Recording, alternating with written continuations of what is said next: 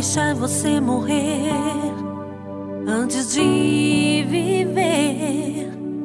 A promessa que ele fez vai cumprir. Ele é Deus e não é homem pra mentir. Com uma só palavra faz o nada existir. Então creia e profetize. Tenha esperança que o melhor de Deus virá.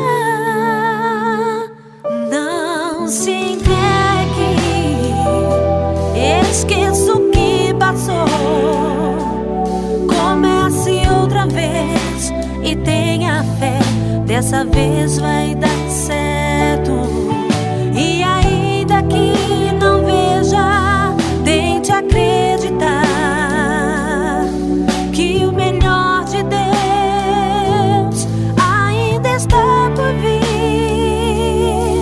O melhor de Deus virá. Não se entregue, confie, descanse e acredita que Deus não te deixará errar. Recomece louvando e acreditando que o Deus que promete é fiel pra cumprir. Então é só descansar e esperar a sua promessa nascer.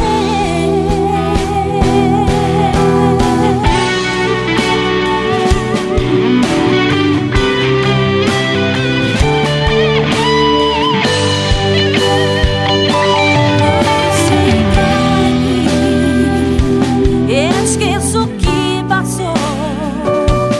Comece outra vez e tenha fé.